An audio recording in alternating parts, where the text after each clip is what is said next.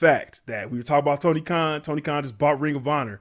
Something else big happened in AEW recently, and that was one of the original founders and EVPs of AEW and his wife, Cody and Brandy Rhodes, leaving AEW. Man, out of nowhere, didn't see that coming at all. Out of nowhere, didn't see it coming. Now the rundown is this. So February 15th, woke up in the morning, opened up my Instagram, and I saw a statement from AEW saying basically best of luck to Cody and Brandy. Now rewind that. It had been rumbling under the surface that Cody's contract was up, and they had been working on the contract. They basically had a handshake deal while Cody was TNT champion. Okay, and it was like, that sounds like kayfabe. Right. All right. So Cody Rhodes has a promo where basically he's saying, hey, everybody got love for CM Punk.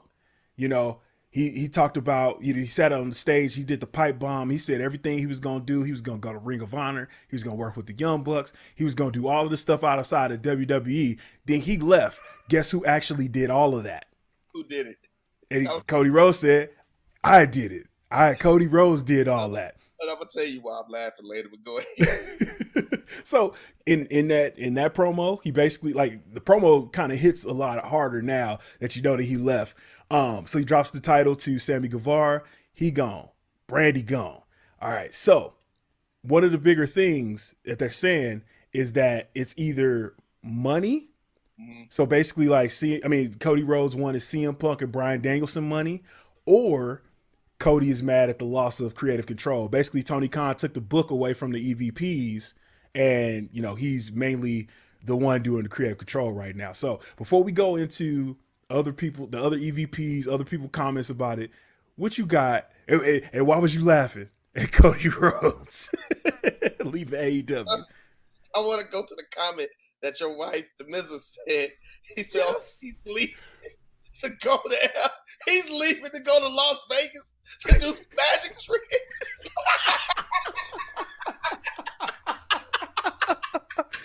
Yes. Shout out to Abiza. Shout out to her for calling out that Cody Rhodes still looks like a magician. She been flaming him since he left. Like, yo, Chris Angel. It don't make it no better, because I'm sorry, Cody, you my dog when I make fun of it.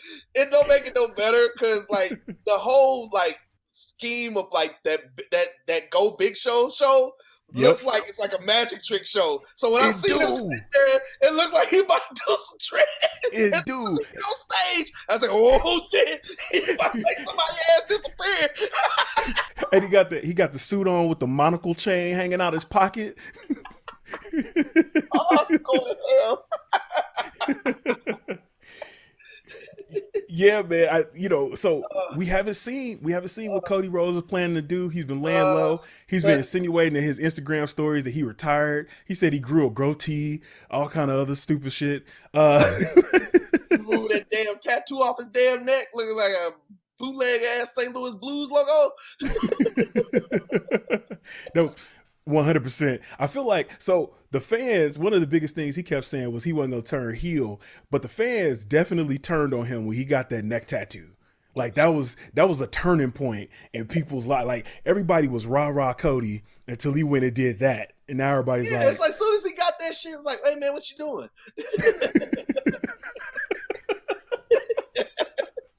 Literally, like, hey man, what you doing? I came in the work, it was like, hey man, what you doing? It's like, hey, man, they was like, that's your real? What you doing? They was trying to rub it off with spit. They should call it the Cody Rhodes Neck Tattoo Award of Egregiousness.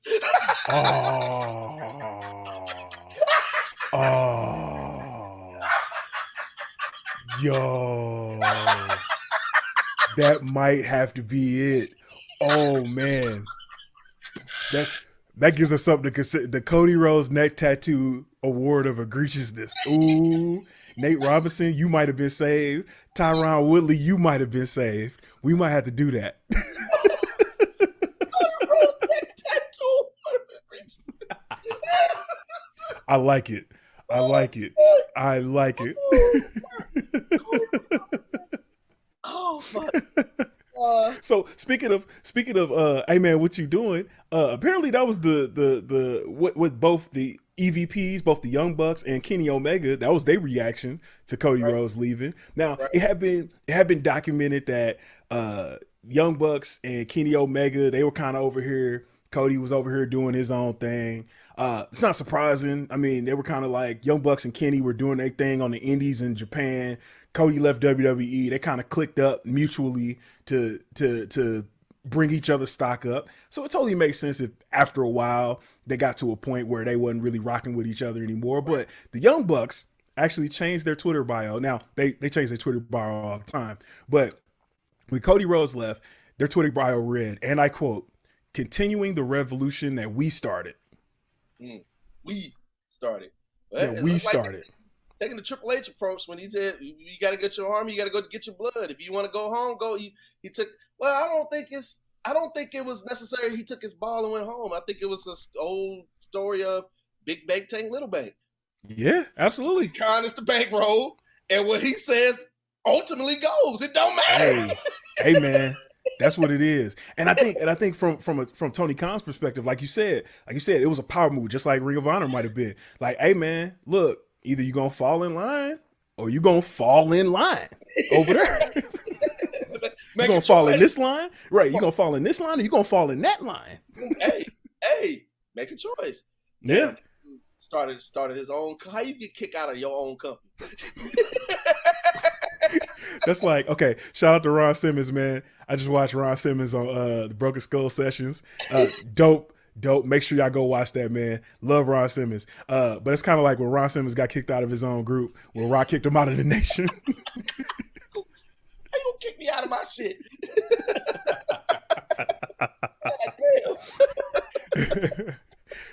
But also, speaking of black people, Big Swole was interviewed recently. Actually, so this is a segment of that interview. It actually drops in a couple days after we record this.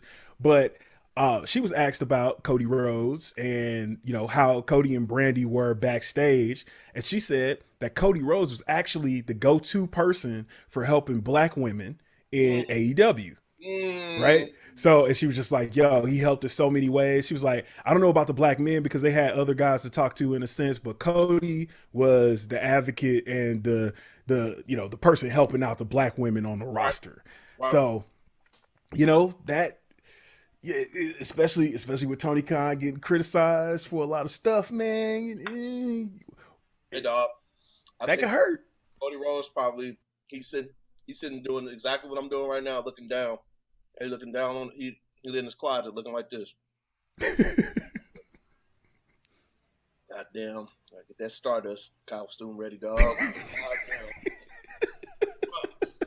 I'm done winning this motherfucker. God damn.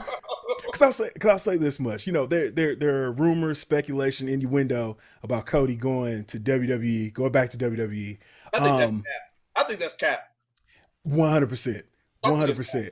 I think it's cap because honestly, Cody doesn't, okay, other than the neck tattoo of egregiousness, Cody doesn't strike me as a dumb guy, right? Or let me not say dumb. He doesn't strike me as that foolish to go back to WWE. Now, if he was leaving AEW for the money, right?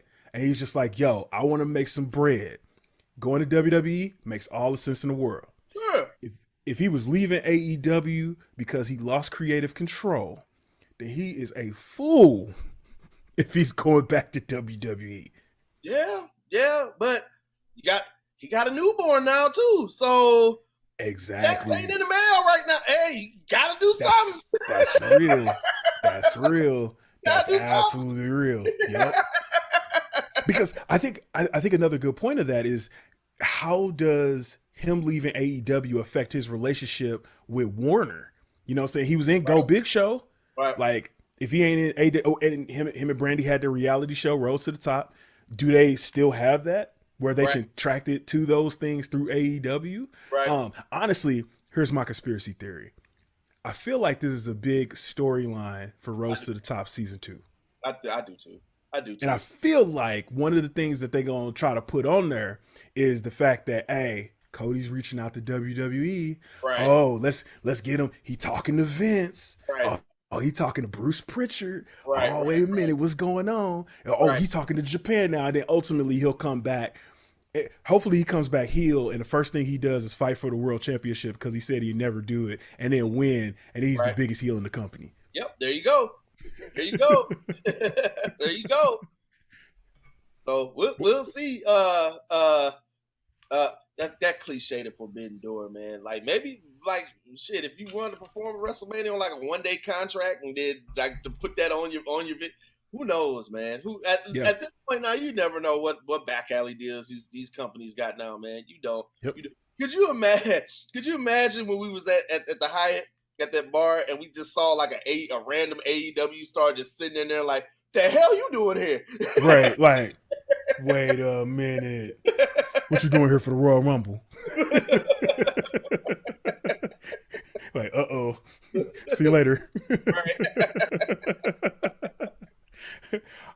All right, man. Let's switch gears here because, Booker T had a lot to say these past couple weeks, every time man. somebody start talking about boxing, Booker T got to talk about a black person now. If you like that video, make sure that you click on the subscribe button on the left-hand side of this video to hear more from the WeCominForYouCast. And you know damn well you like that video, man. Don't waste my damn time. Subscribe.